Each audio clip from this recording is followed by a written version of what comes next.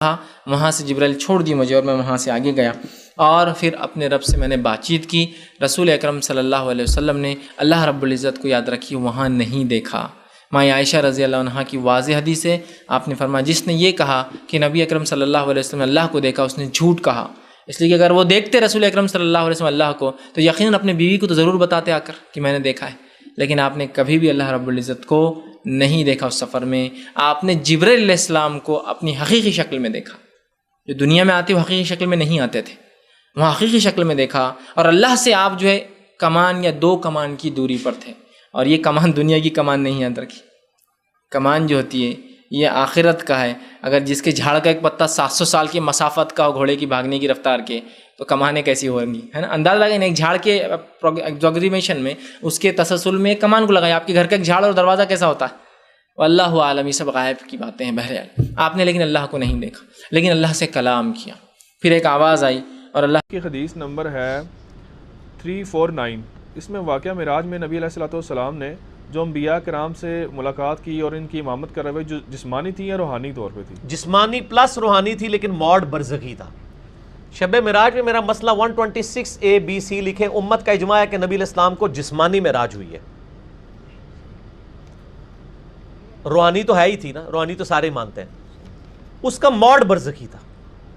یعنی 1,00,000 انبیاء کم و بیش اکٹھے ہوئے بیت المقدس میں. نبی علیہ السلام نے صحیح مسلم میں آتا ہے ان کی امامت کی, لیکن بیت المقدس میں کسی نے یہ چیز دیکھی نہیں ہے. وہ ان سین بیریئر تھا. یہ وہ ہستی ہیں جنہوں نے ان آنکھوں سے اپنے اللہ کو بھی دیکھا ہے, اللہ کو بھی دیکھا ہے. لقد راہ نزلۃ اخری عند سدرۃ المنتہا. وہ جو بیری کا درخت ہے جو انتہا ہے مخلوقات اس سے آگے نہیں جا سکتے. اذ یغشی السدرۃ ما یغشی ما زاغ البصر وما طغی. اور جب کہ اس بیری کے درخت کو ڈھانپے ہوئے تھا جو ڈھانپے ہوئے تھا, تم نہیں سمجھ سکتے کیا ڈھانپے ہوئے تھا. وہ تجلیات باری تعالی تم اس کا اندازہ نہیں کر سکتے. تمہاری زبان میں کوئی لفظ نہیں ہے جو اس کی تعبیر کر سکے. اس یغشی السدرۃ ما یغشی, دیکھیے کس قدر اس کو مبہم رکھا گیا. جبکہ ڈھانپے ہوئے تھا بیری کو, جو ڈھانپے ہوئے تھا تم نہیں جان سکتے. جو ڈھانپے ہوئے اللہ کی تجلیات ذاتیہ, خصوصی تجلیات اس بیری کے درخت کے اوپر پڑ رہی تھی. لقد رأى من آیات ربہ الکبریٰ ما زاغ البصر وما طغی. اس آیت کا مفہوم تو میں علامہ اقبال کے ایک شعر کے بغیر نہیں سمجھ پایا تھا. علامہ اقبال کی نہایت عظیم نظم ہے ذوق و شوق بال جبرائیل میں. میری ذاتی رائے میں علامہ کی شعریت اپنے نقطۂ عروج پر جو ہے وہ اس نظم میں ہے. اور اس کے آخر میں ایک شعر ہے, ایک تو شعر بڑا عجیب ہے. تیری نظر میں ہے تمام میرے گزشتہ روز و شب, مجھ کو خبر نہ تھی کہ ہے علم نخیل بے رطب. اے اللہ تیری نگاہ میں ہے میری پوری زندگی. میں نے علم حاصل کیا, فلسفہ پڑھا, یا مشرق کا مغرب کا, لیکن مجھے معلوم نہیں تھا کہ یہ علم جو ہے یہ ایک ایسے کھجور کے درخت کے مانند ہے جس میں کھجور لگتی نہیں. نخیل بے رطب, مجھے تو اس علم سے کچھ حاصل نہیں ہوا, مجھے یقین حاصل نہیں ہوا, مجھے تیری معرفت حاصل نہیں ہوئی. خرد کی گتھیاں سلجھا چکا میں, میرے مولا مجھے صاحب جنوں کر. اے اللہ بن عقلی گتھیوں کو تو جو بھی تھا میں سلجھا چکا, اب مجھے میرے اندر جنون پیدا کر دے, عشق پیدا کر دے, عشق کی دیوانگی پیدا کر دے. پھر جو شعر آتا ہے, عین وصال میں مجھے حوصلہ نظر نہ تھا, گرچہ بہانہ جو رہی میری نگاہ بے ادب. عین جب اللہ تعالیٰ کے ساتھ میرا قرب اتنا ہو گیا تھا کہ عین وصال جسے میں کہہ رہا ہوں, عین وصال, اس میں بھی مجھے نگاہ کرنے کا, دیکھنے کا حوصلہ نہیں تھا. میری آنکھ میں اتنی تاب نہیں تھی, توانائی نہیں تھی کہ میں تجلیات خداوندی کا مشاہدہ کر سکوں. گرچہ بہانہ جو رہی میری نگاہ بے ادب, اگرچہ میں بے ادب ہوں, میری نگاہ چراتی رہی کسی طریقے سے, بہانے کرتی رہی کہ کچھ نہ کچھ جھلک دیکھ لوں, لیکن تاب نہیں تھی, ہمت نہیں تھی. اس کے برعکس کیفیت ہے جو سورہ نجم کی آیت میں آئی, ما زاغ البصر وما طغی. نہ تو نبی کی نگاہ ٹیڑھی ہوئی, کج ہوئی, یعنی جب آپ کے سامنے فرض کیجئے کہ ایک دم بہت بڑی روشنی کر دی جائے تو آپ نگاہ ہٹائیں گے کیونکہ اس روشنی کی آپ تاب نہیں لا پا رہے. نہیں, نبی نے دیکھا ہے, نگاہ جما کر دیکھا ہے, اس کے اندر یہ صاحب تھی، یہ توانائی تھی، یہ صلاحیت تھی. ما زاغ البصر، ان کی نگاہ کج نہیں ہوئی، ٹیڑھی نہیں ہوئی، چندھیائی نہیں. ما زاغ البصر وما طغى، وہ حد سے آگے بڑھی بھی نہیں، ادب کے اندر رہی، حد ادب سے تجاوز نہیں کیا. اب یہ دیکھیے دونوں کیفیات اس کے برعکس ہیں. عین وصال میں مجھے حوصلہ نظر نہ تھا، گرچہ بہانہ جو رہی میری نگاہ بے ادب. میں تو بے ادب ہوں، کوشش تو میں کرتا رہا کہ کوئی جھلک دیکھ لوں، لیکن میرے اندر اس کی توانائی تھی ہی نہیں. لیکن یہاں یہ ہے کہ محمد نے مشاہدہ کیا ہے ان تمام جو بھی تجلیات ربانیہ ہو رہی تھی اس بیری کے درخت پر. لقد رأى من آیات ربہ الکبریٰ، اس نے اپنے رب کی عظیم ترین آیات کا، کبریٰ اکبر کا مؤنث ہے، عظیم ترین آیات کا مشاہدہ دیکھا ہے. اس نے بھی یہ جھوٹ باندھا، اور مفتی اسماعیل منک ہو، دوسرے وہابی ہو، ذاکر نائک ہو، اور کوئی وہابی ہو، سب یہی کہتے ہیں کہ اللہ کو نبی نے نہیں دیکھا. لیکن محترم حضرات، وہاں بھی سیدہ عائشہ صدیقہ نے یہ آیت کریمہ پیش کی، لا تدرکہ الابصار وہو یدرک الابصار. معنی کیا ہے؟ اللہ کو گھیرنا یہ ناممکن ہے. دیکھنے کا انکار نہیں کیا، احاطہ کرنا، to encompass all, this is impossible. مطلب کیا ہوا؟ میں آپ کو سر سے پاؤں تک دیکھ رہا ہوں، آپ مجھے سر سے پاؤں تک دیکھ رہے، یعنی آپ کی نظروں نے مجھے گھیر لیا، میری نظر نے آپ کو گھیر لیا. اس طرح اللہ کو دیکھنا ناممکن ہے، اس لیے کہ اللہ جسم و جسمانیات سے پاک ہے. سیدہ عائشہ صدیقہ نے اس حدیث میں اس آیت کریمہ کو پیش کر کے ہمارے عقیدے کو واضح فرما دیا کہ اللہ کو گھیرنا یہ ناممکن ہے. اگر کوئی یہ کہے کہ دیکھنا ناممکن ہے تو یہاں بھی اعتراض آئے گا کہ سیدہ عائشہ صدیقہ قرآن کا انکار کرتی ہے. اس لیے کہ قرآن میں اللہ نے فرمایا وجوہ یومئذ ناظرہ الی ربہا ناظرہ، جنتیوں کے چہرے روشن ہوں گے اللہ کے دیدار کرتے ہوئے. تو اللہ کا دیدار ممکن ہے، گھیرنا یہ ناممکن ہے. وہی سیدہ عائشہ صدیقہ فرماتی ہے، اسی حدیث میں آیت کریمہ ہے، تم آیت کو چھوڑ لیتے ہو اور مفہوم اپنی مرضی سے بتاتے ہو. لیکن اے وہابی، جس کتاب کا تم حوالہ دیتے ہو، فار ایگزامپل جامع ترمذی، اس میں سورہ نجم کی تفسیر میں یہ حدیث پاک لکھی ہوئی ہے.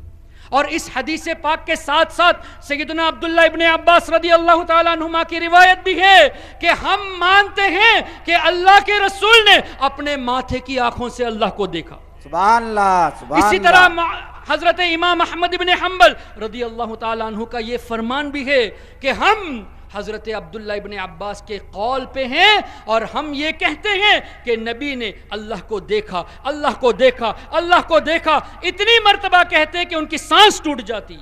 اسی طرح کئی صحابہ کرام کے واقعات، ان کے واقعات اور احادیث وارد ہیں کہ صحابہ کرام یہ بلیف رکھتے تھے. مختصر اگر آپ کو جاننا ہے تو اعلیٰ حضرت امام اہل سنت کا رسالہ دیدار الہی پر پڑھ لیجئے، تمام باتیں آپ کو مل جائے گی کہ صحابہ کرام کا بھی یہ عقیدہ تھا. تو میں یہ کہنا چاہتا ہوں، جامع ترمذی کا تم حوالہ دیتے ہو، جہاں یہ حدیث بھی ہے وہ حدیث بھی ہے، اس حدیث کو لیتے ہو، اس حدیث کو چھوڑ دیتے ہو. عوام کو کیوں غلط امپریشن دیتے ہو؟ عوام کو کیوں غلط انٹرپریٹیشن دیتے ہو؟ یہ حدیث سے چوری کرنا ہوا کہ نہیں؟ ہاں تم یہ کہو کہ حدیث میں یہ بھی ہے، یہ بھی ہے، میں اس کو مانتا ہوں، بات ختم. میں یہ مانتا ہوں کہ اللہ کو نبی نے نہیں دیکھا، تمہارا عقیدہ بیان کر دیا، ختم. لیکن صرف اس حدیث کو پیش کر کے، وہ بھی مس کوٹ کر کے، وہ حدیث اس بات کی دلالت نہیں کرتی کہ اللہ کو نبی نے نہیں دیکھا. گھیرنے کی بات ہے، احاطہ کرنے کی بات ہے. تم اگر اس حدیث کو مس کوٹ کر کے پیش کرتے ہو تو یہ چوری ہے، تمہیں یہ کرنا چاہیے. سچے اگر ہو تو یہ کہو کہ ترمذی شریف میں یہ حدیث بھی ہے، یہ حدیث بھی ہے، لیکن میں یہ نہیں مانتا، میں کفار کے طریقے پہ ہوں. اور ہم الحمدللہ صحابہ کے عقیدے پر عمل کرتے ہیں. ہمارا عقیدہ اللہ کو اللہ کے رسول نے اپنے ماتھے کی آنکھوں سے دیکھا. اور اس پر اختلاف ہونا یہ اس بات کی دلیل ہے کہ یہ جسمانی معراج تھی، روحانی نہیں تھی. اور سیدہ عائشہ صدیقہ کی روایت پیش کرتے ہو، ذرا عقل تو استعمال کرو. معراج شریف ہوئی مکے میں، سیدہ عائشہ صدیقہ سرکار کے نکاح میں آئی مدینہ شریف میں. تو جسمانی معراج کے وقت سیدہ عائشہ صدیقہ حضور کے نکاح میں تھی ہی نہیں.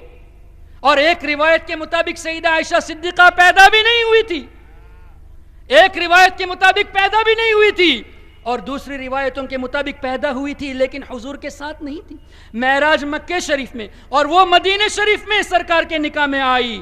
تو وہ حدیث کو پیش کر کے تم لوگوں کو مس کوٹ کرتے ہو، شرم آتی نہیں تمہیں؟ پھر کسی نے پوچھا یا رسول اللہ، آپ سے سوال کیا، حضرت ابو ذر نے روایت کی، مسند امام احمد بن حنبل کی روایت دے رہا ہوں اور امام صحیح مسلم کی حدیث کی شرح میں انہوں نے پوچھا، بیان کیا آقا علیہ السلام کا، تو حضرت عبداللہ بن شقیق کہتے ہیں کہ اگر میں حضور کو دیکھ لیتا، آقا کی زندگی میں ہوتا، تو میں آپ سے ایک سوال کرتا. قلت لأبی ذر قال عبداللہ ابن شقیق لو رأیت رسول اللہ صلی اللہ علیہ وسلم لسألتہ، میں آپ سے ایک بات پوچھتا. قال وما كنت تسألہ، حضرت ابو ذر رضی اللہ تعالیٰ نے پوچھا کہ عبداللہ بن شقیق اگر حضور کو دیکھتے تو تم کیا پوچھتے؟ انہوں نے عرض کیا کنت اسألہ حل رأى ربہ عز وجل، جب بار بار 10 بار جاتے آتے رہے ایک ہی بات پوچھتا، کیا حضور رب کو دیکھا، اس کا جلوہ کیا، یہ پوچھتا.